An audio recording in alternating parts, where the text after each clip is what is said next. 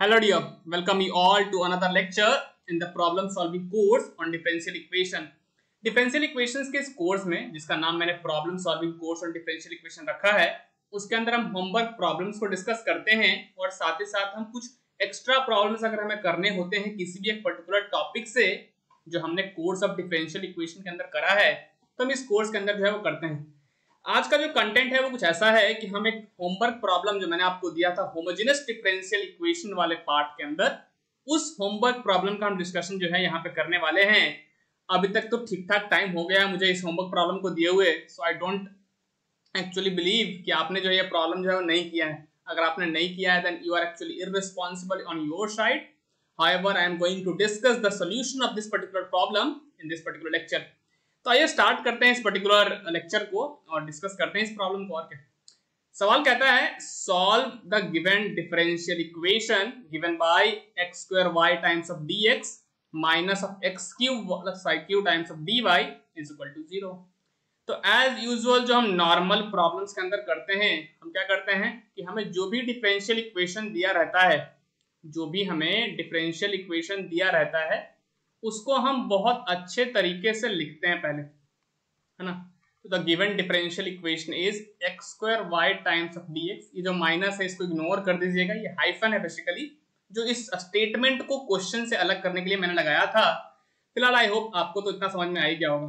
तो जो हमारा डिफरेंशियल इक्वेशन है वो ये है x square y times of dx minus of x cube plus y cube times of dy is equal to 0। अब क्लियरली आपको दिख रहा है कि यहाँ पे dx और dy वाले टर्म है, डिफरेंशियल इक्वेशन एक बन रहा है। हमें ये dx और dy वाले जो टर्म्स है वो थोड़ा अच्छे नहीं लगते। हम क्या करने वाले हैं, इसको बहुत अच्छे तरीके से पहले dy बाई dx बनाएंगे या फिर dx बाई dy कुछ बना लेते हैं। तो अगर इस minus of x cube plus y cube times of dy वाले टर्म को राइट हैंड साइड के अंदर लेके जाओगे तो ये फाइनली माइनस का हो जाएगा ये प्लस, तो ये बन जाएगा x cube plus y cube times of dy। अगर आप यहाँ पे दोनों तरफ dx से डिवाइड कर दें, ये बन जाएगा x square y is equal to x cube plus y cube times of dy by dx। और अगर आप यहाँ से dy बाई dx कैलकुलेट करें तो उसके लिए हमें इस x cube plus y cube से दोनों तरफ डिवाइड करना पड़ेगा। तो जब डिवाइड करोगे तो ये आ जाएगा x square y upon x cube plus y cube. अब अगर गौर से देखोगे तो ऊपर वाला जो टर्म है उसकी डिग्री जो है आपको 3 दिख रही होगी, नीचे में एक्स क्यूब दिख रहा है इसकी भी डिग्री 3 है और जो वाई क्यूब दिख रहा है इसकी भी डिग्री 3 है। तो हर एक टर्म की जो हमारे यहाँ पे डिग्री है, ठीक है ना, उसकी डिग्री की वैल्यू कितनी है सर? हर एक टर्म की जो डिग्री है वो 3 है। और जब कहीं भी ऐसा सिचुएशन आए कि dy by dx is equal to something function और फंक्शन के अंदर हर एक टर्म की डिग्री सेम हो जाए तो वैसे फंक्शंस को हम चाहें तो y बाई x के फॉर्म में रिड्यूस कर सकते हैं। तो अगर y बाई x के फॉर्म में रिड्यूस कर सकते हैं तो कैसे रिड्यूस करें? तो अगर आप ऊपर नीचे x क्यूब से डिवाइड कर दें तो क्या होगा, देखिए क्या होगा, x square y upon sorry y cube लिख दिया मैंने यहाँ पे, एक्स क्यूब से डिवाइड कर रहे हैं हम, तो उसे ऐसे अगर करोगे तो नीचे में आ जाएगा x cube upon x cube plus y cube upon x cube. उससे क्या हुआ, उससे हुआ ये कि एक्स स्क्वायर से एक्स क्यूब जो है वो है ना कैंसिल हो जाएगा एक्स टाइम्स और ये x cube upon x cube बन जाएगा 1। तो ऊपर में क्या बचा, ऊपर में आपके पास बचेगा dy by dx is equal to y by x बचेगा ऊपर में, और नीचे में है 1 plus y cube by x cube जिसको हम y बाई एक्स का क्यूब जो है वो लिख सकते हैं। क्लियरली आप देख सकते हैं कि आपका जो गिवन डिफरेंशियल इक्वेशन था जिसके अंदर हर एक टर्म की डिग्री 3 थी उसको हमने कन्वर्ट कर लिया है एक function of y by x के फॉर्मेट में। तो इतना तो समझ में आ गया होगा ना कि dy बाई dx अगर function of y by x जो है वो फॉर्म में आ गया है तो बेसिकली ये होमोजेनस डिफरेंशियल इक्वेशन है। और जब कहीं भी हमें होमोजेनस डिफरेंशियल इक्वेशंस को सॉल्व करना होता है तो हमने आपको मेथड सिखाया है कि y is equal to vx का एक सब्स्टिट्यूशन करते हैं हम, जिससे हमारा होमोजेनस डिफरेंशियल इक्वेशन कन्वर्ट हो जाता है वेरिएबल सेपरेबल फॉर्म के अंदर और वहां से हम सॉल्यूशन काफी आसानी से निकाल पाते हैं। तो अगर हम सब्स्टिट्यूट करें y is equal to vx, ठीक है ना, तो उस सिचुएशन में जब भी हम सब्स्टिट्यूट करते हैं तो आपको पता ही है कि हम डिफरेंशिएट करते हैं। तो अगर हम पूरे इक्वेशन को x के रिस्पेक्ट में डिफरेंशिएट कर देंगे तो ये y का डिफरेंशिएशन करोगे तो dy बाई dx, vx का डिफरेंशिएशन करने जाओगे तो लगाओगे चेन रूल, तो है ना v को बाहर रखा x को डिफरेंशिएट करोगे तो 1 आ जाएगा, प्लस x को बाहर रखो और जब v का डिफरेंशिएशन x के रिस्पेक्ट में करोगे तो ये आ जाएगा dv बाई dx। तो dy बाई dx को हम रिप्लेस कर सकते हैं v plus x dv by dx से।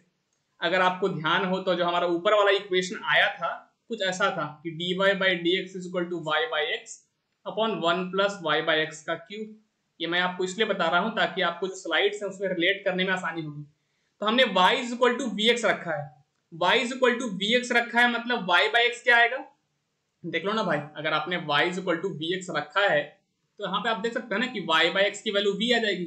तो जहां जहां आपके इस इक्वेशन के अंदर dy बाई dx है वहां वहां v plus x dv by dx रखेंगे, और जहां जहां y बाई एक्स है वहां वहां v रखेंगे।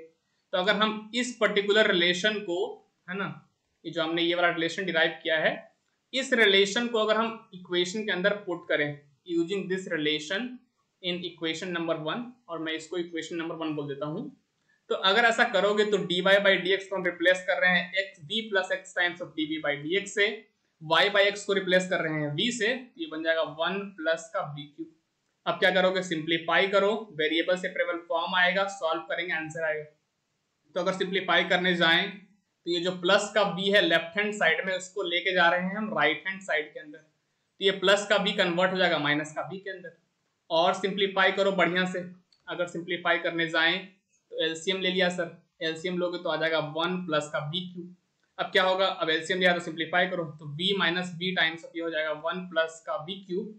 अगर फर्दर सॉल्व करते हो तो डिनोमिनेटर में तो अपना 1 प्लस का v क्यूब ही रहेगा, न्यूमरेटर में थोड़ा कत्लेआम होगा, क्योंकि जब ये v 1 से मल्टीप्लाई होगा तो ये माइनस का v हो जाएगा, और जब v क्यूब इंटू v होगा तो माइनस का v की पावर 4 हो जाएगा। ये माइनस का v, ये प्लस का v हो गया कैंसल, ये माइनस का v की पावर 4 अपॉन 1 प्लस का क्या हो गया, v क्यूब हो गया। अगर आप गौर से देखें तो राइट हैंड साइड में केवल ऐसे टर्म है ना, जिसके पास केवल v वाला एक्सप्रेशन है, यहाँ पे x का कोई नामो निशान नहीं है, और लेफ्ट में केवल एक x वाला टर्म है जिसको हम चाहें तो राइट में सेपरेट कर सकते हैं। तो आपका ये जो फॉर्मेट है ना, x times of dv by dx is equal to minus of v की पावर 4 अपॉन 1 प्लस का v क्यूब, एक्चुअली ये वेरिएबल सेपरेबल फॉर्म में कन्वर्ट हो गया है। तो आओ इसको बढ़िया से और लिख देते हैं।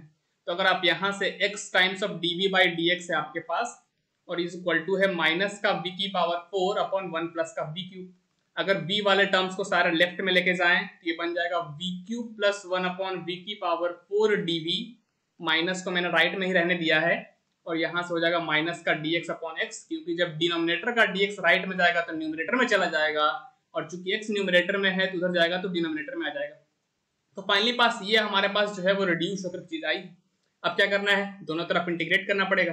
तो अगर हम इंटीग्रेट करने जाएं दोनों तरफ, है ना, if we go and integrate करें हम दोनों साइड, तो अगर हम दोनों साइड इंटीग्रेट करेंगे तो क्या आएगा, तो दोनों साइड जब इंटीग्रेट करोगे तो इंटीग्रेशन ऑफ क्या होगा, इंटीग्रेशन ऑफ v की पावर कितना था देख लेता हूं मैं पीछे, v cube plus 1 upon v की पावर 4, है ना, ये था अपने पास v cube plus 1 upon v की पावर 4 dv, और राइट में है माइनस का dx अपॉन x।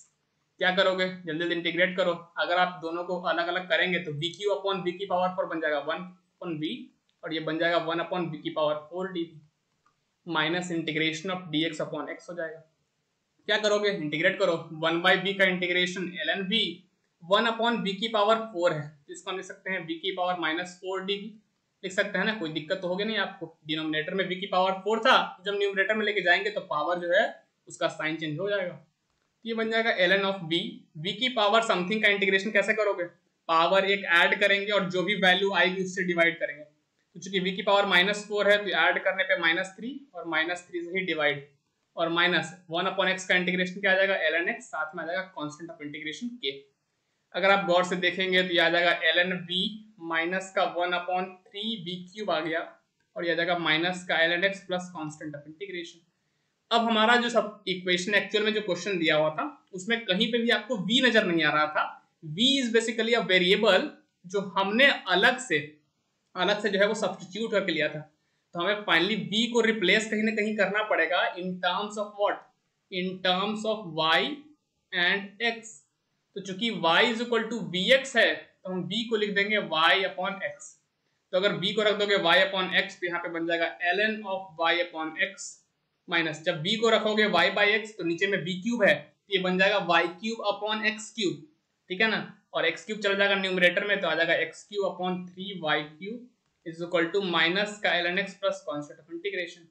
ये जो ln का y बाई एक्स है इसको हम लिख सकते हैं ln y minus ln x by using the property कि ln of a by b होता है ln a minus ln b। ठीक है, तो अगर आप इसको फर्दर सिंप्लीफाई करेंगे तो देखिए क्या आता है, आपका क्वेश्चन तो सॉल्व हो ही गया है।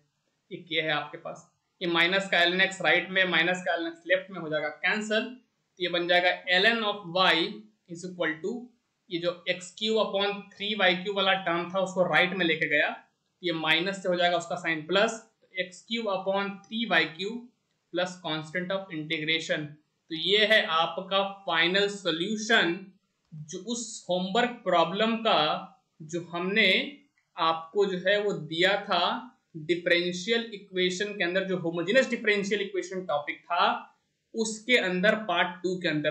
तो आई होप आपको ये जो सवाल है वो आपको समझ में आ गया होगा, और मुझे बिलीव है कि जो भी चीजें मैं बता रहा हूँ आपको जो है वो सारी चीजें जो है वो दिमाग में जा रही हैं।